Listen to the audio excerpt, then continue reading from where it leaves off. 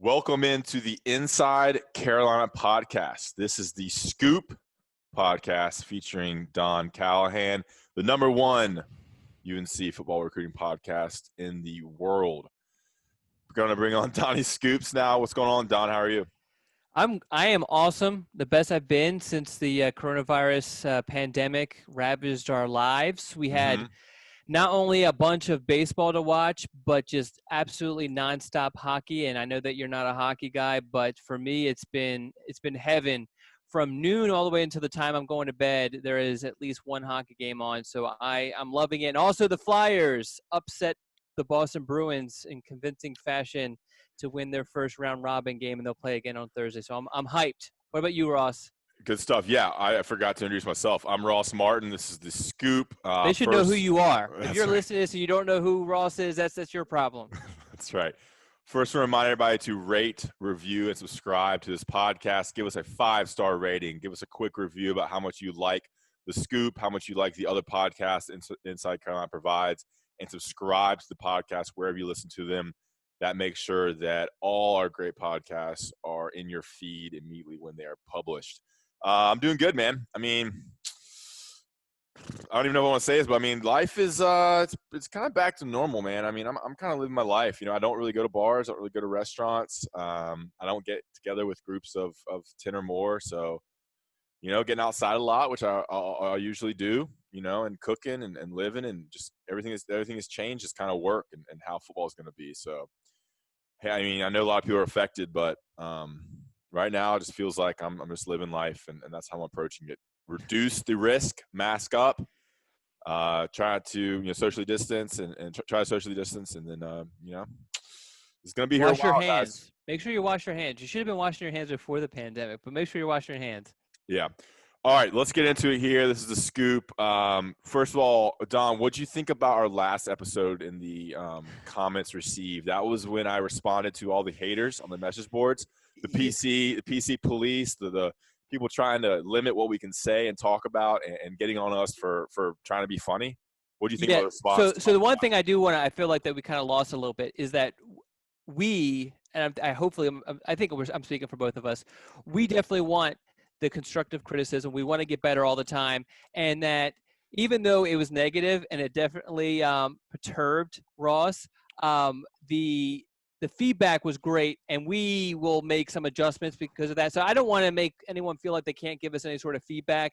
And obviously I definitely was thoroughly entertained by Ross's rants on the last podcast. That was really good. I was worried. I was worried about the backlash. There was no backlash on the message board. And I was also worried that if Buck or Ben heard it, I'm curious, have you received any sort of feedback from Buck or Ben? Because those are the people that their opinions matter more than anyone else.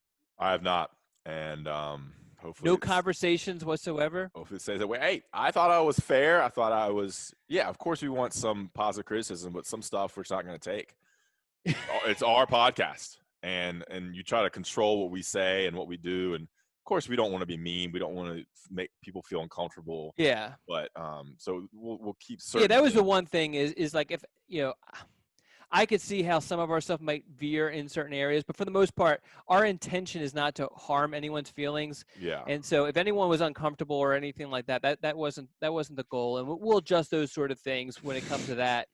The problem is like we're in this culture where there are definitely issues that need to be handled, and people are getting offended and are finally standing up and taking a stance, which is great. And I think that's awesome. I support that. But I'm Don Callahan. I'm running for governor of North Carolina. No, but the same, along with that, you definitely have people who are just want to be offended just to be offended.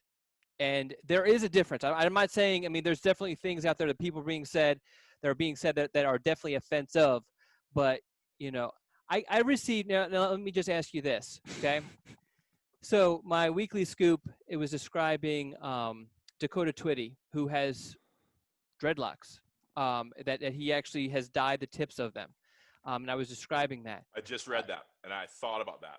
Okay, so go ahead. What'd you get? So somebody sent me a message saying that dreadlocks are offensive to people. Now, I'm not saying that I disagree, or I don't know. That's the first time I've ever heard of that. So is the term dreadlocks, is that offensive? So I guess you have to think about why they call dreadlocks? Do you know why?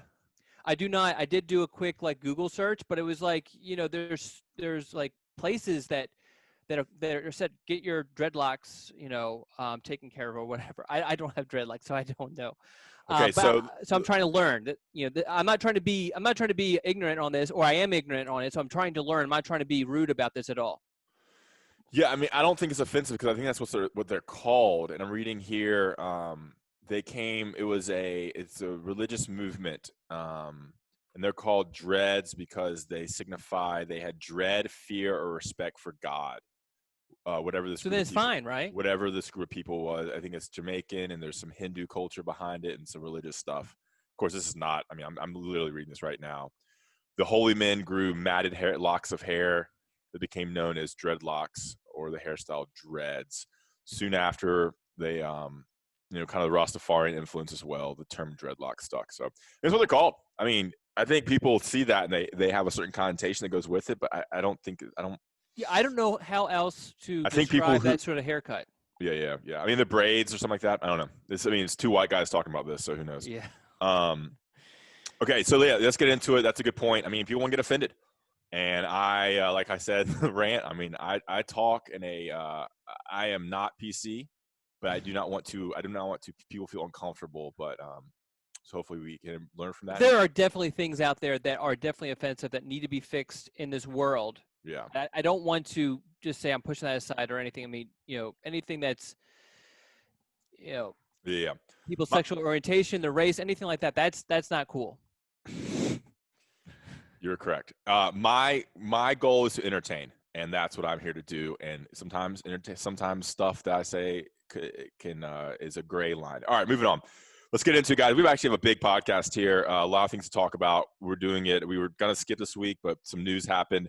Jared Wilson, 6'4", 325-pound, Winston-Salem native, committed to UNC in April. He decommitted on Monday, and then flipped his commitment back to Georgia. We're going to get into that. Don had that story over the weekend, and then it became official. On Monday, sorry. And then we're going to talk about the other options there for UNC. Who do they go after to fill that spot? They need a kind of an interior lineman or another offensive lineman to fill that spot. So we're going to dive into who UNC targets. Excuse me, the Tar Heels are down to, I guess, 16 commitments. And, of course, they're trying to get to that 19-20 mark. We'll also get into what remains in the 2021 class. There's some targets. There's some stuff from the scoop about Evan Pryor, about Bryson Nesbitt. So we're going to ask Don kind of what else is going on here. It's August right now. August, September, October, November, December is the National Signing Day. So, this is when it really ramps up. But UNC is still at a good place right now. And then we're going to talk anything else. The Gunnar Stockton news, I think, is significant. We're going to get into that a little bit as well. And then we'll close out the podcast there. I'm just going to tease it here, Don. I know you just messaged me, but we may have a special interview. We're still trying to see if that works out through text and phone calls. So we won't say who it is in case it doesn't happen, but it's in the works to bring on a person to interview midway through this podcast. Sound good, Don? Yes, sounds good. And that's just kind of what we deal with having – a lot of people love having guests, us having guests. The problem is that there's just so much technical issues, schedules, reminding people, all that sort of stuff that goes into it behind the scenes that makes it sometimes difficult to actually have the guest. Okay, let's get into it. Jared Wilson. Don, why did he decommit? I guess from what I've gathered, it sounds like it was just he always liked Georgia, and the situation with Georgia, because he was let me just backtrack. He was committed to Georgia. I think he committed to Georgia last November, decommitted in February, and then in April committed to North Carolina. From what I've gathered from talking to people close to him, Georgia has always been the place that he wanted to go to. But when Sam Pittman left Georgia's staff to become the head coach at Arkansas, that created a lot of uncertainty, a lot of, I guess, not knowing what was going on, which I guess is also uncertainty, but just uneasy feeling towards Georgia. And so he wanted to kind of look over things. And then you throw in the fact that, so he takes some visits to kind of, I guess, gain some control and gain some some feelings on where he wanted to go, and then you had the pandemic come in and cancel all those visits, and then you had all these in-state guys committing to North Carolina, and it kind of just, forced him into a commitment. And then I think once Georgia got its footing and once he was able to establish a relationship with Georgia's new offensive line coach, Matt Luke. Matt Luke, right? Who was Yeah. the Ole Miss coach. Yes. And I think was at Duke as well for a little period of time. Yeah, and then obviously he made it made him comfortable with that situation at Georgia, and so he flipped back. That's what I gather. I haven't been able to speak directly to Jared. I remember reading, I guess it was your scoop or kind of the background on the commitment about how he wanted to stay close because he's got young brothers and he wants to see them grow up. And, Winston-Salem's about 90 minutes from Chapel Hill. Any thoughts on, basically lied to you?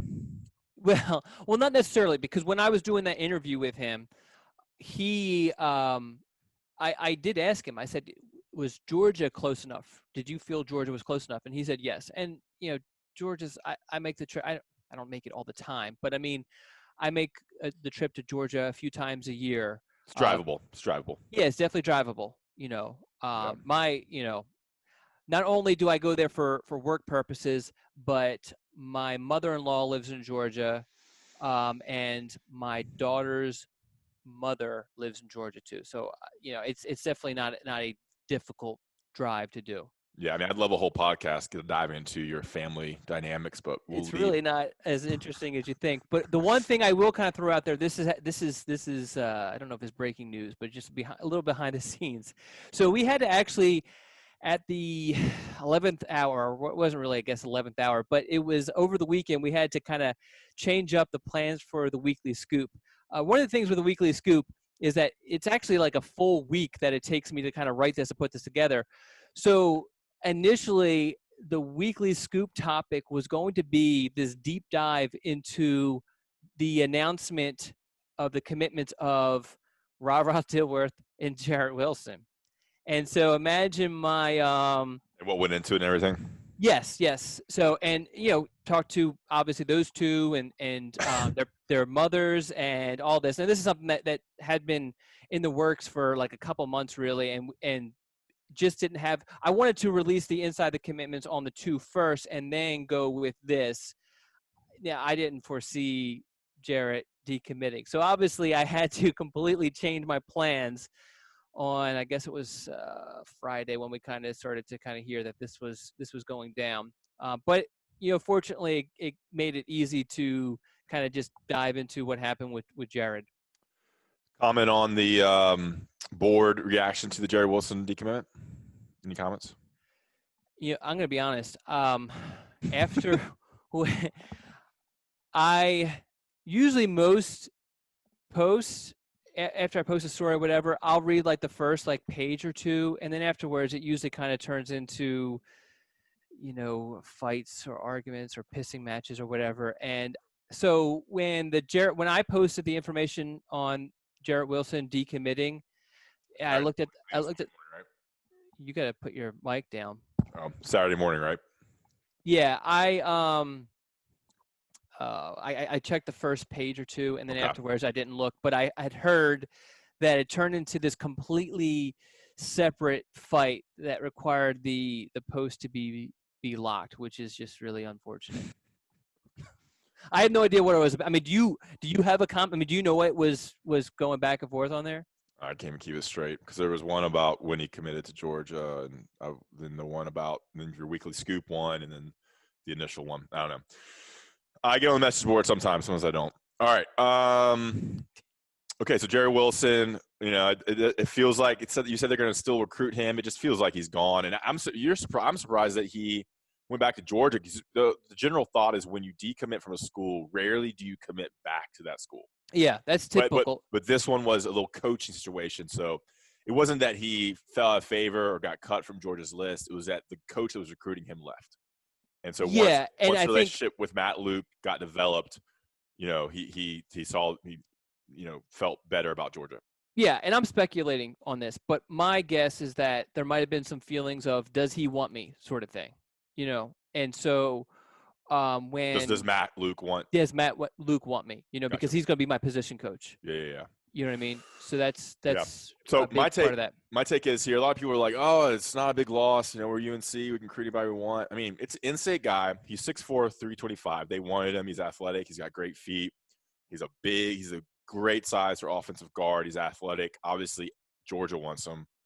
People were like, "Man, it's not really a big loss." I mean, I think it's a significant loss. It's the guy you wanted that was in state, and you got to get those guys. And in my opinion, it's a significant loss for UNC.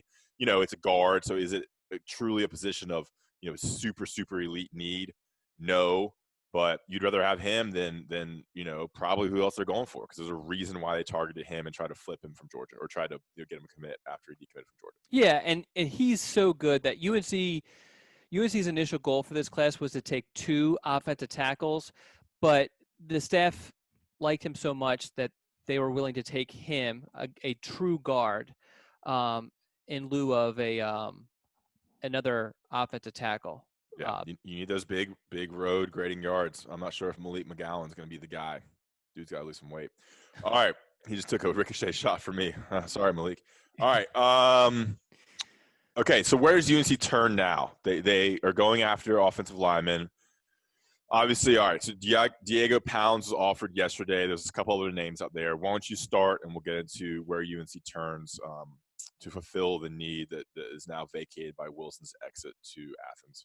Well, I think that we can probably, if we're just don't want to waste anybody's time, we can probably begin and end this conversation with Diego Pounds for the time being.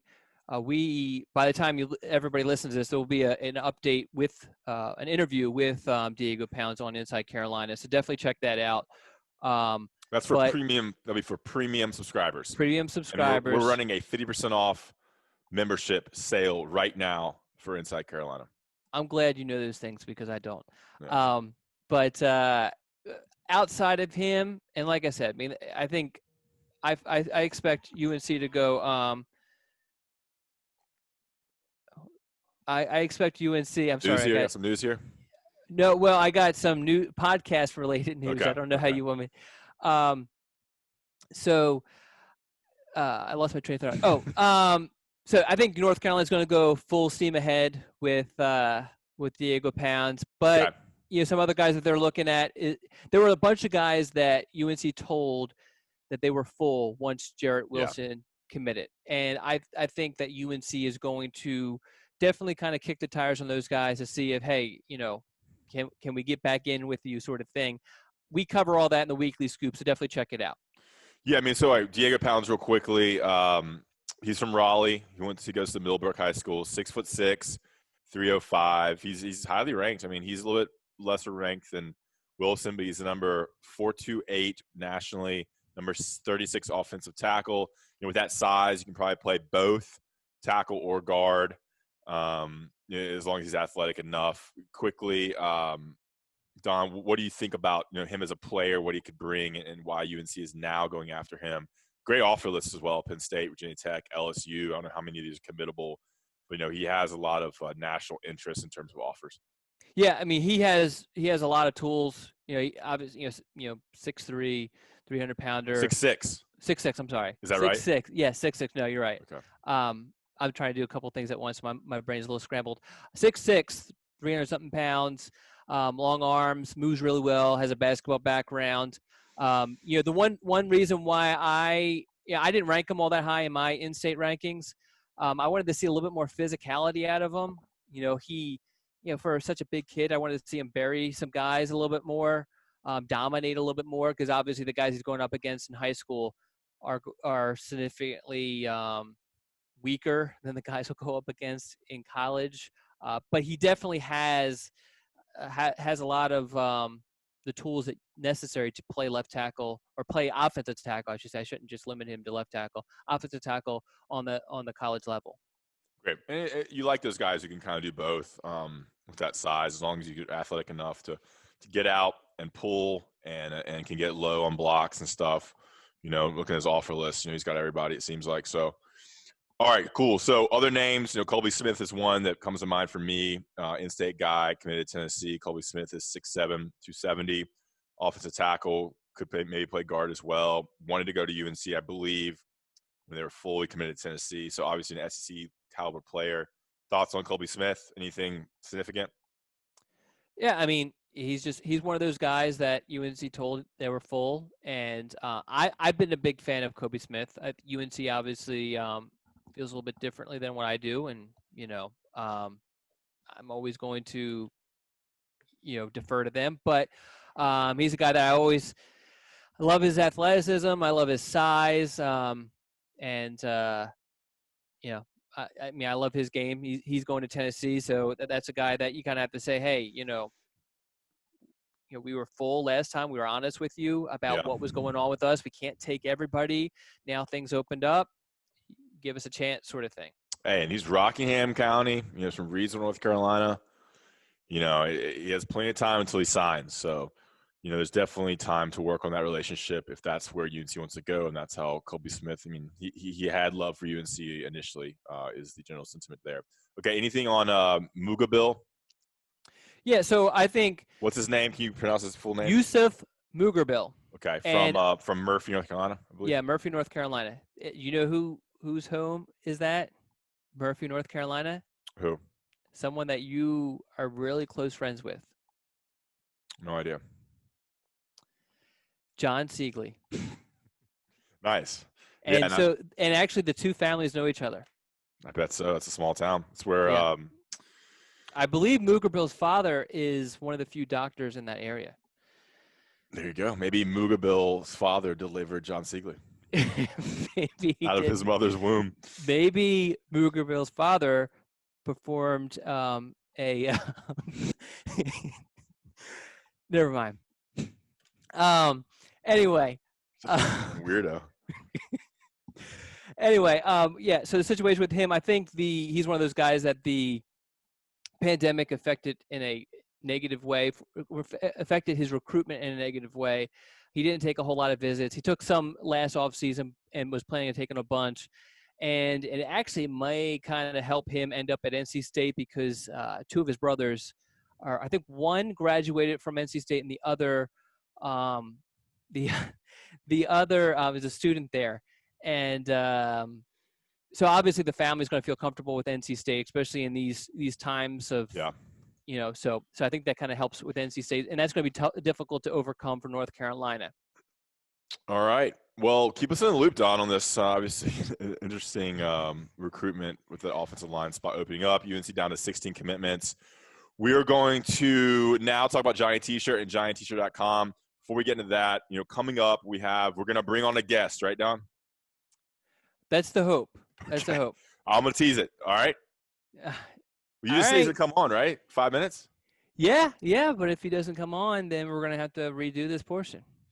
All right. Coming on next, we have the father of Tony Grimes. Deon Glover is going to join the podcast to talk all about, his son, Tony Grimes, development, recruitment, why he picked UNC, what kind of player he can be in 2020 and future, goals for Tony Grimes, obviously an elite corner prospect.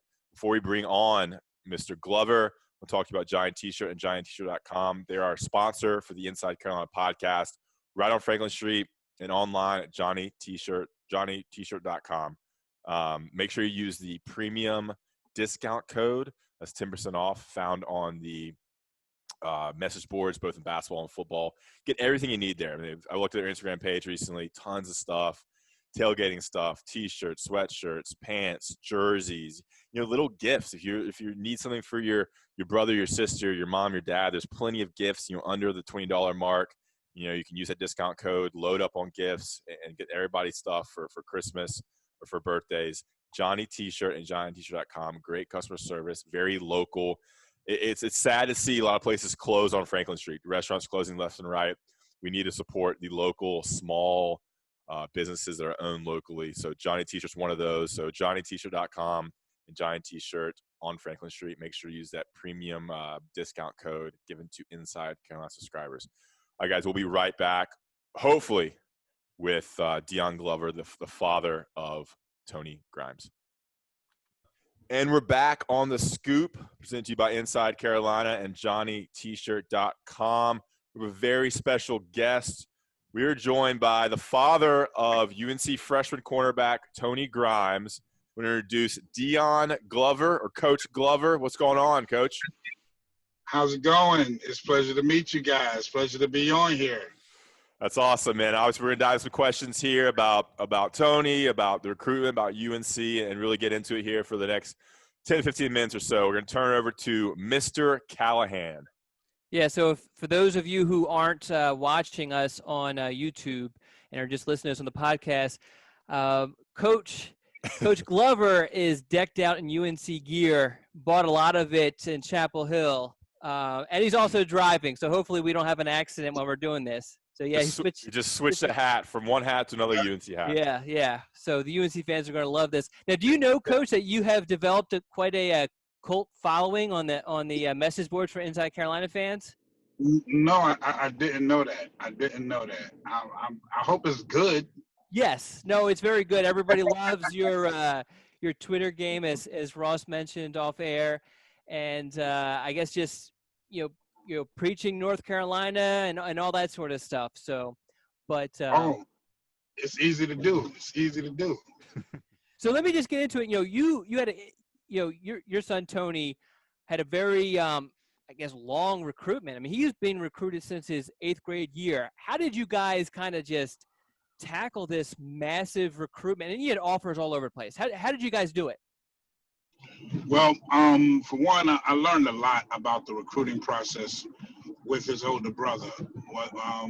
We back in 2000, from 2010 to 2014, I learned a lot, a ton. And I said that I made a lot of mistakes. I wasted a lot of resources and time. And I said that if Tony or Tino decided to take football serious and it was time to start the recruiting process, we was gonna approach it different. And that's what we did. So when Tony got his first offer in the 8th grade, I knew exactly what to do. Okay. Who was that first offer from? Virginia Tech. Okay. Virginia Tech offered first, and then Maryland offered. He wasn't even in high school yet. And then there was Bryant, and then UVA offered, and then I think Michigan came in, Rutgers came in, Texas A&M came in, Oklahoma came in. This is all he had like 15 to 16 really big offers in the 9th grade. What were some of the things that you learned the first go around that you wanted to make sure that you followed this time with Tony? One, never chase an offer. Never, ever chase an offer. I think that's a mistake that a lot of recruits make, because it's fine to get one. You want to go to college for free, but when you get that one, focus on that one. You know what I'm saying? Don't just say, well. And that's what a lot of recruits miss. They miss, I have to recruit the school back. I have to get to know the coaching staff, the program, get to learn the personality of the program. And that's going to help you pick and choose your school when the time comes. But recruits get so caught up in chasing offers that they forget to recruit the school. And you wonder why. You see kids posting, well, I'm committing to the University of XYZ, and then 3 months later, well, I'm decommitting from the University of XYZ. It's not that you're decommitting. Sometimes the schools, they don't want you. Now you got to go somewhere else. That's the dirty truth. So we're definitely getting to more about his recruitment. Obviously, when he's become a sophomore and junior, and things really ramped up. But can you kind of go back and talk about Tony's development as a player? You said he was recruited in 8th grade, got offers. When did you realize he was an elite prospect and would really develop into what he's become today? Can you kind of talk us through Grimes' development as a player? Yeah, once he got his first offer from Virginia Tech when he was in the 8th grade, we started to we started training immediately. We went over. Look, I said, what do you want out of this, son? What do you want? He said, well, I want to be the best corner in the country. And I said, well, it's going to take X, Y, Z to get there. You're gonna have to do this. It's gonna be a lot of sacrifice. You're gonna have to make some changes. You're gonna have to, give up some friends, and it's gonna be uncomfortable for you. But if you want the number one spot, these are the things that you're gonna have to do. And Tony, without question, locked in. He started to make the necessary changes. He started doing everything he needed to do, workout wise, academic wise. He started doing everything that was necessary for him to get to that spot. And we worked hard day and night in the gym. He was so locked in on his academics. He started making those changes. Not everything his friends did, he didn't do. And it started to pay off. He started to see the offers roll in.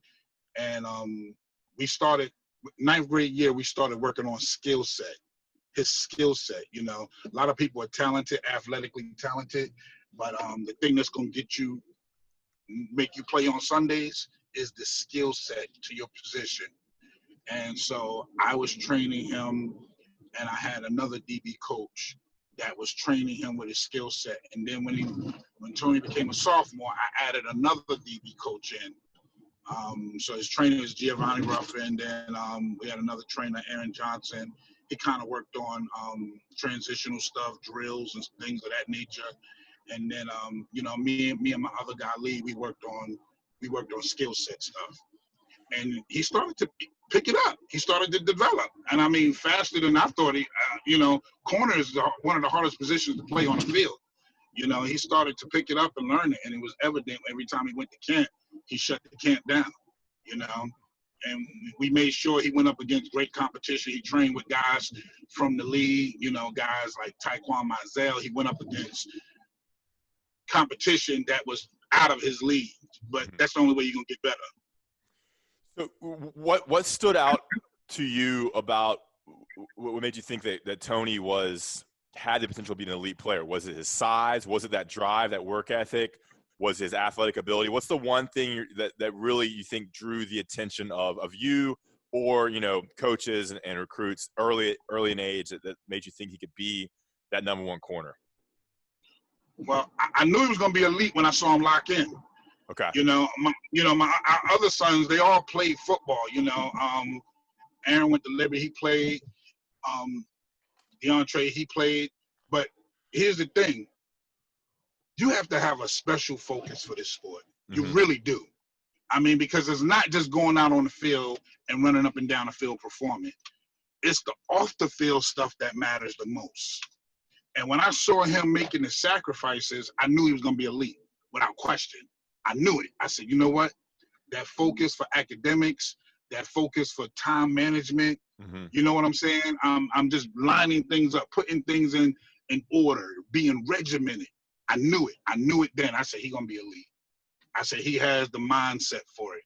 And that's what most players fail at. They fail at that mindset. You know what I'm saying? The character. You can have all the talent in the world, but if you don't have any character, any focus, it's over. You know what I'm saying? Your talent will take you there, but your character won't keep you there. I tell Don that all the time. Got to have character, Don. That's right. Gotta have it. Gotta have it. And I saw it. That's what was separating him.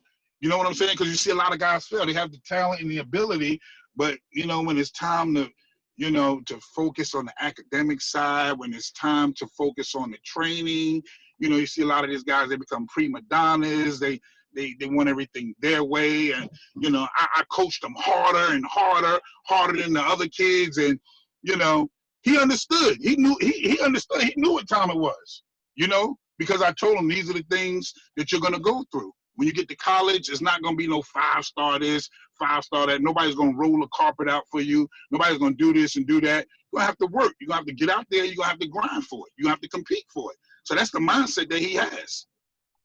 There you have. Don? Now, going back to the recruitment stuff, one of the key pieces to UNC landing, Tony, was Dre Bly. And one story that Tony shared with me was that he said that UNC really didn't recruit him all that much until Bly joined the staff, and he actually got the phone call from Bly. I think Tony was visiting another school, and that's when Bly offered him.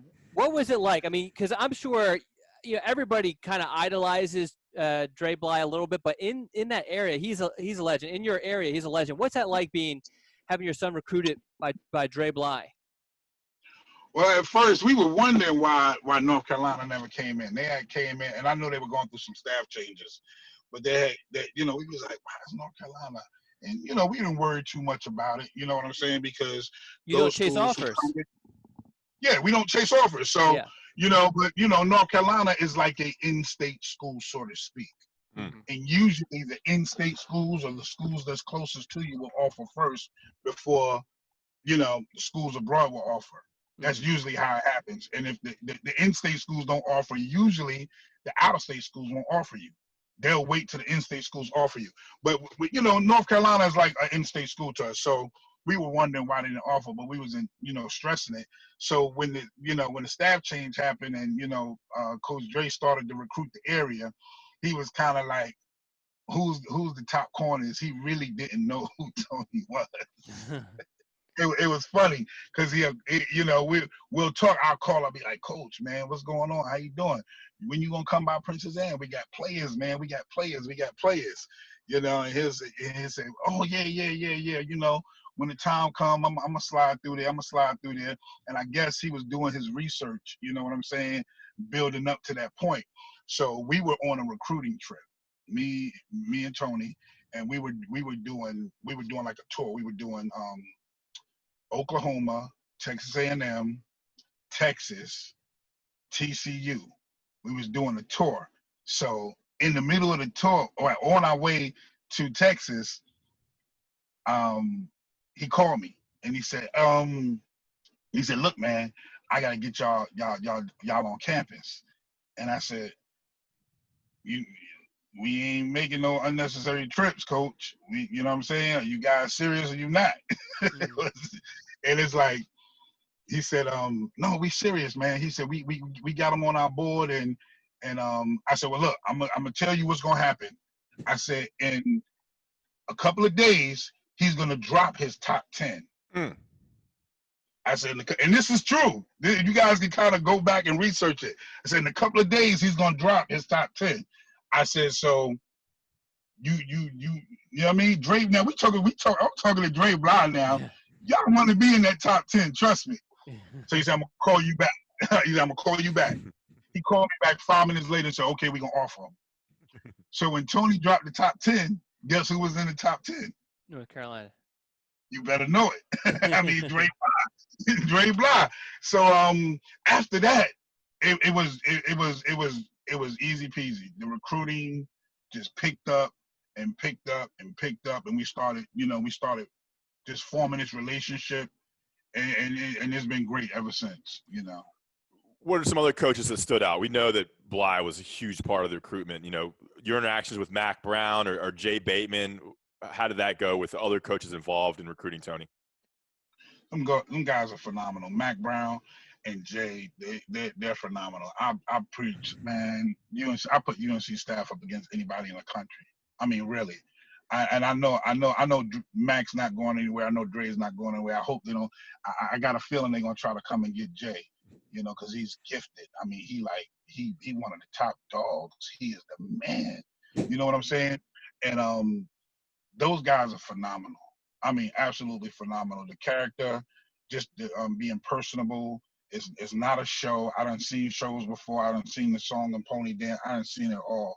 I'm telling you, these guys are just as authentic and real as they come. And it's some conversations we've had, man, that just make me. I knew actually before Tony knew. I kept telling my wife, I kept saying, you know what? I'm telling you, he might mess around and pick North Carolina. I'm telling you, he might. He the way him and Dre vibe and the way the coaching staff, the way the vibe is, that's he might choose them. I mean, it's just that real. Those guys, they're awesome. They're awesome. You can't, and it's evident. Look at what they did in their first year.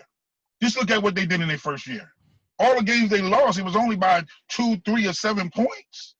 You know what I'm saying? Yep. With a team that the first year You understand what I'm saying? You're talking about a Hall of Fame coach coming in his first year with a team that he did not choose. Now, he didn't recruit that team.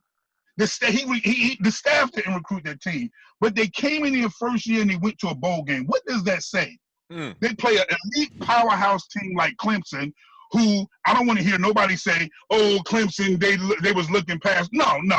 When they get on the field, they step on the field to beat and demolish every team they play. They was ready to play North Carolina, and it wasn't a beat and demolish type of game. It was double overtime. You won by 1 point. You understand what I'm saying?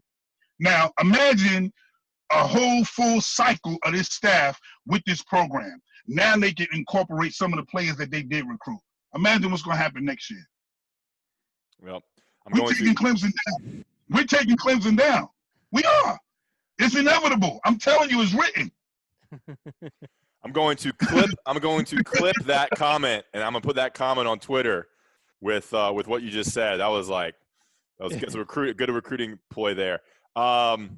Okay, so we'll stay on Bateman here. How do you think Bateman and Bly are going to use your son? Oh God, oh man, they're gonna put him in the best position to be successful. They've already got a plan for him.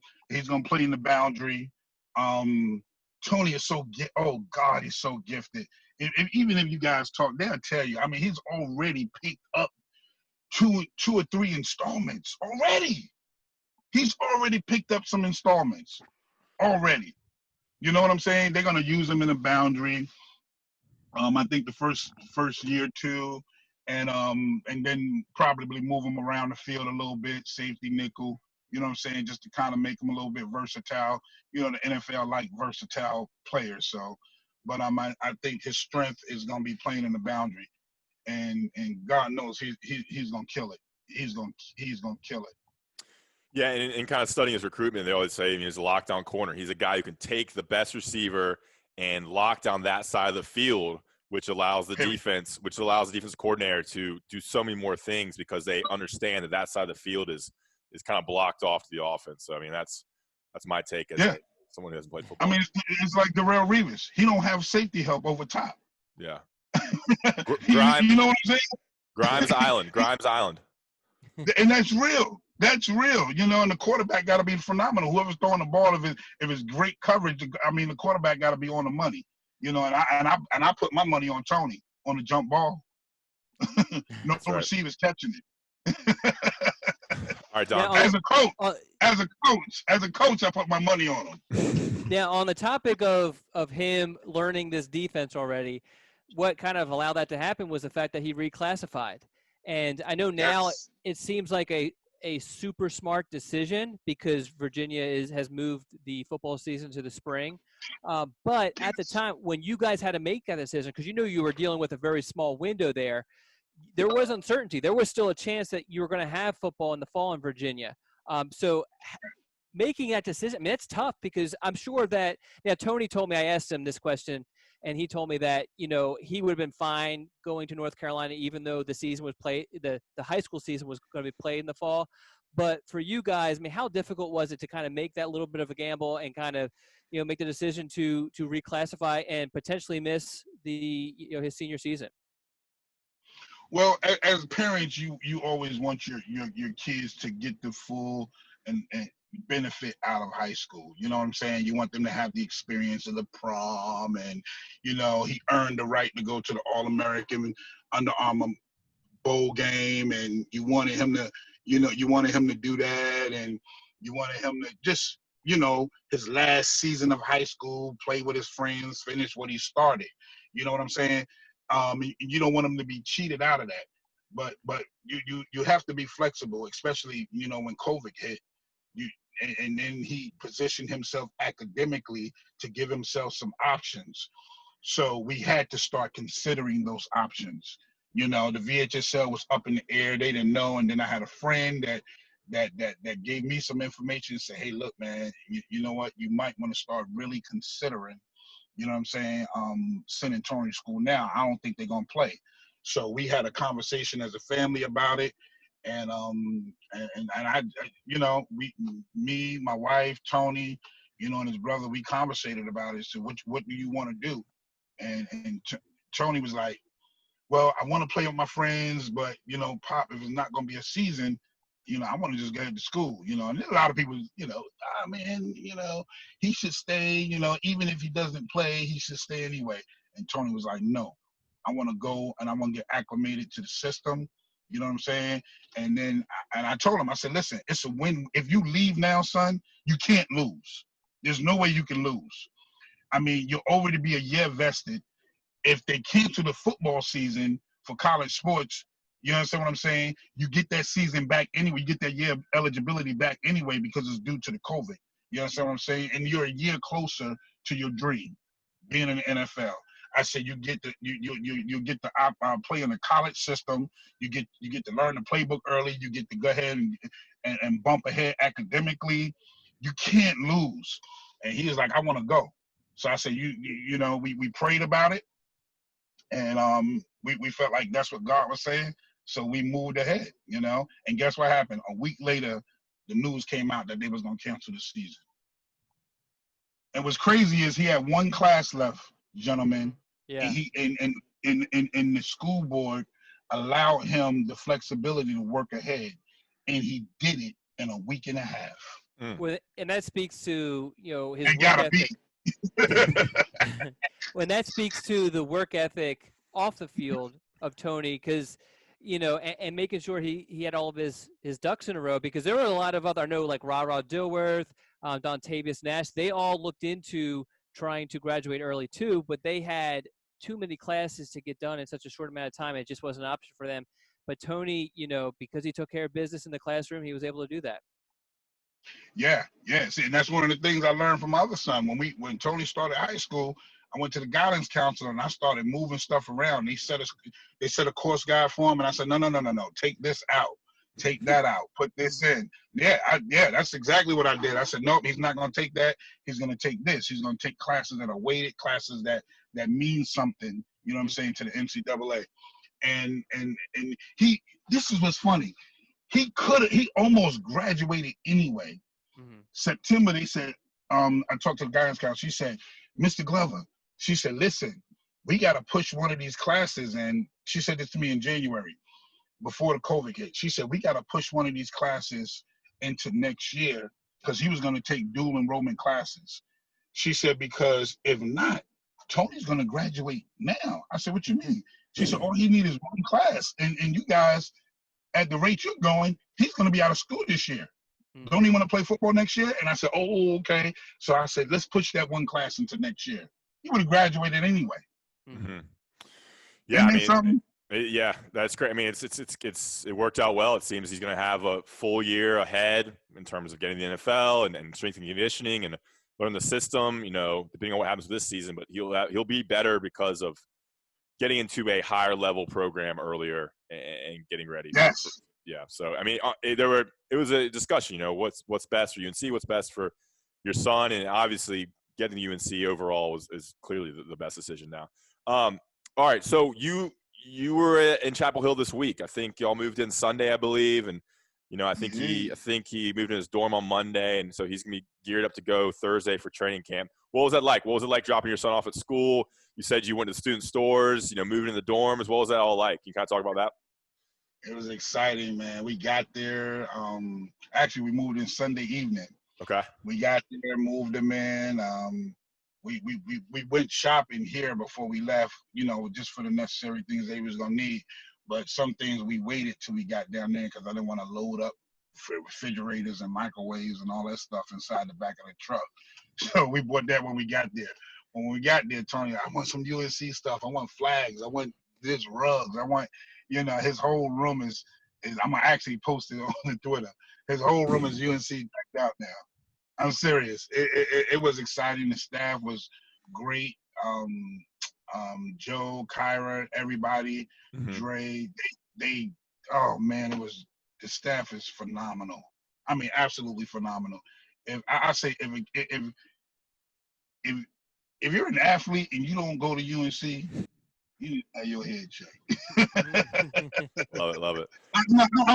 I'm serious. I'm serious because what everybody is looking for in a program, they have it. And you're not hearing it from somebody that has visited maybe once or twice to a school. You're hearing it from somebody that's been to all the schools 3 to 6 times a piece throughout Tony's entire recruiting. Mm-hmm. I've been there. I've talked to him. I've met with him. I've done it. So this is the choice right here. This is the choice. Well, it was actually your question, Ross, but I'll ask it. What do you think? What sort of impact do you think that Tony's going to have on the Tar Heels defense this season? 2020. If we have a season. I'm confident we're going to have one. I am. I'm extremely confident we're going to have one. But I think that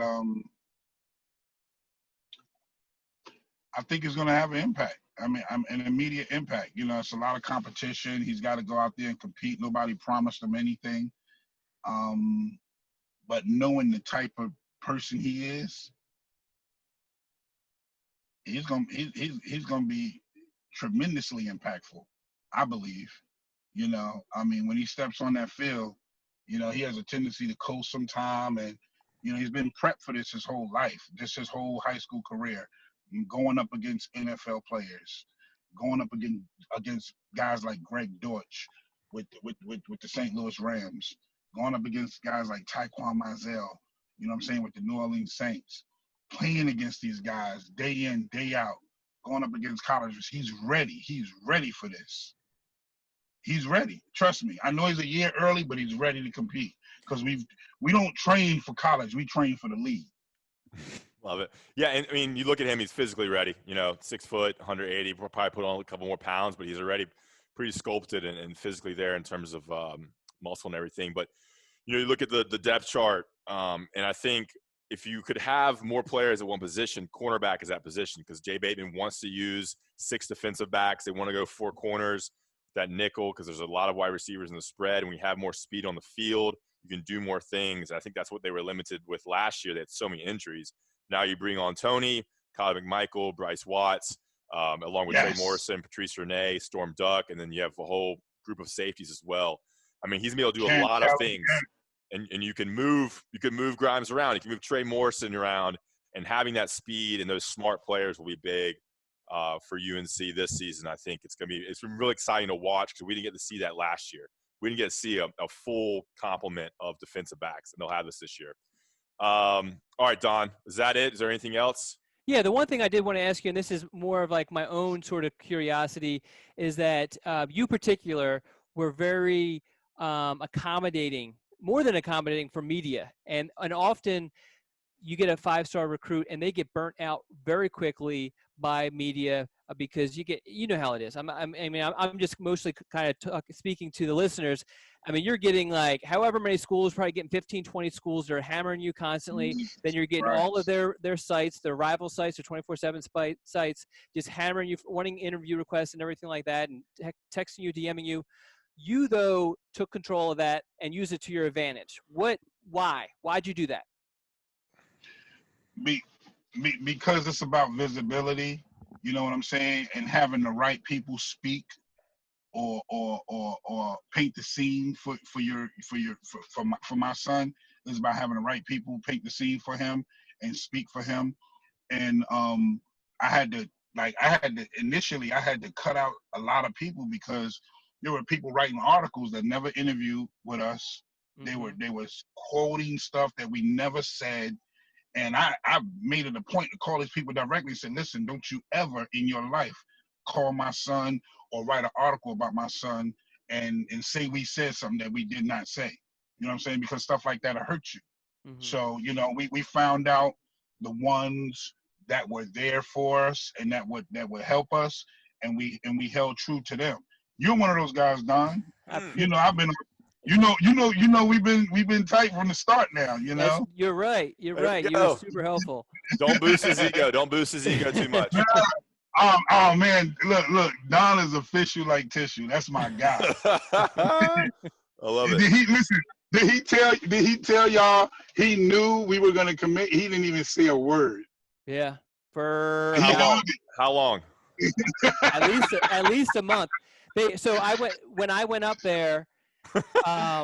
I went up there, and this is after we had done interviews. We had done all this video interviews, all that photos, everything. This at a camp, which, by the way, Coach Glover, he put on this camp, and he does this regularly. And I think I need to point this out. For these kids, completely free for these kids, Coach Glover gets absolutely nothing from it. No money, no nothing, just in his dedicated time. Nothing. Which is awesome. And his sons aren't even – well, Tito did participate. Yeah, Tino did. Yeah, Tino did one. Mm-hmm. But Tony wasn't – Tony came just to do an interview with me. He wasn't even in the camp, which I think is awesome. But anyway, they pulled me aside, and Coach was like, hey, Tony, you want to go ahead, tell him. And Tony was like, we're committed to North Carolina. And at this point, it was still – at least publicly it was out there that you guys – we're going to still announce on December 1st, although you guys had kind of toyed with the idea of moving it up.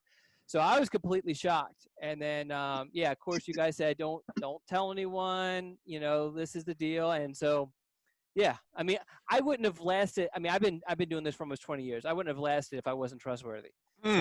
No, yeah. He held it down. God knows he held it down. He held it down. It's hard because you got the big call. Everybody call it. Hey, did you hear anything? Yeah. Well, that's what I got. What's the word you got? So many people are like, well, what do you think? What do you think Tony's going to do? And I'm like, I don't think. I know. I kind of like, well, I think North Carolina is definitely in it. I don't want to lie to anyone, but yeah, at the same time, I'm trying to, keep my word. It was difficult for an entire month. For the biggest recruit North Carolina has landed. Really, I know that Marvin Austin's ranked higher, but I mean, really, this is the biggest recruit North Carolina has landed probably since I've been covering North Carolina. To be honest, So. Wow. All right. Wow. All right, Coach Glover. I think that's about it. I mean, we could talk to you for a long, long time, but we can. We appreciate your time, and everybody's listening. Make sure you give Coach Glover a follow on Twitter. It's at DH Glover. He needs to give me a follow too, though. But I don't follow you. I don't think so. At Ross Martin IC. Let me. Oh man, you can follow after the interview.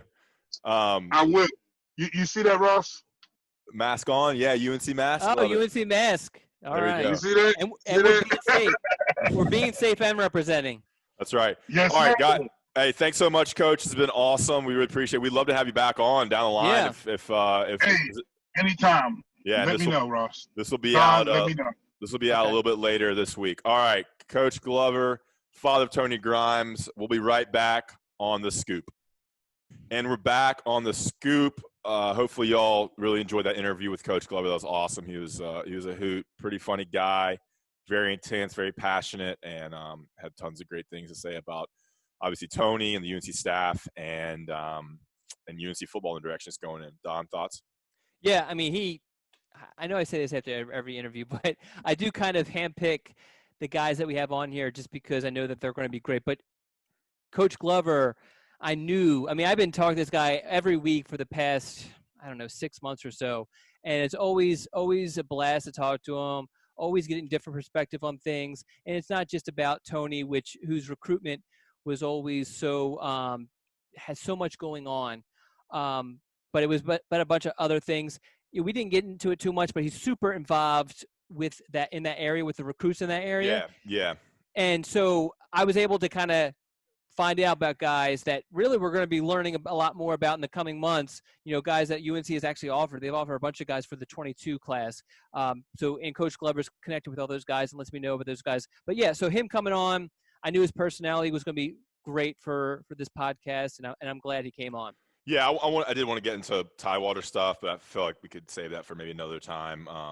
Not only recruits, but just kind of what football is like there. I mean, obviously I'm not from there. You have talk about Michael Vick, Ronald Curry, Dre Bly, Allen Iverson. I mean, the talent in that area is incredible. So I'd love to hear what it's like. Is he from there? Did he grow up there? I'm pretty sure, and this is mostly going off. If you notice, he has a slight Queens or Brooklyn accent. Okay. And so this is just me guessing because that's not a Tidewater area accent. Okay. I'm guessing that he's originally from up there. We've never talked about that. You said you text him every day, and you don't really know where he's Dude, from. we go, I mean, you guys saw, I mean, we go down different rabbit holes, and it's just a matter of what rabbit hole you're going down that day. They call you official like tissue? Yeah, that's right. Which I never Was understood. that it? Was it official like tissue? Official like tissue. I never understood that saying. Yeah, it doesn't really rhyme, so I was trying to figure out official like tissue. It rhymes, but I haven't heard it in a long time. But yeah, Coach Glover says it all the time. Okay, what were your thoughts? Did I over I guess sell this interview? He was great. He was great. I mean, he was awesome, funny. I mean, he has some great clips. I mean, as a journalist, you want those passionate, emotional, funny lines, and that's what he provided. You don't want to be boring, Don. You don't. And he was not. And Ross is not boring either. Ross does not live his life being boring. All right, let's get into it here. We got to close this out here. I want to touch on a couple things. What's left in 2021, Don? Bryson Nesbitt, offensive lineman. What else? Bryson Nesbitt and an offensive lineman. What else is left? Quickly, can you dive through that? That's really it. They will still recruit Ingram Dawkins, the four-star defensive tackle from South Carolina.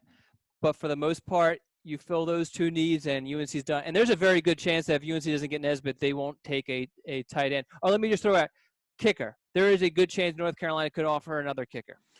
And there is some stuff about the Ohio State committed running back, Evan Pryor. Anything there worth? I mean, it said that he hadn't talked to Coach Gillespie in a couple of months or something. Yeah, I would, to be honest, I would be hesitant in looking too much into that right now. Now, if things continue to progress with North Carolina, then yes.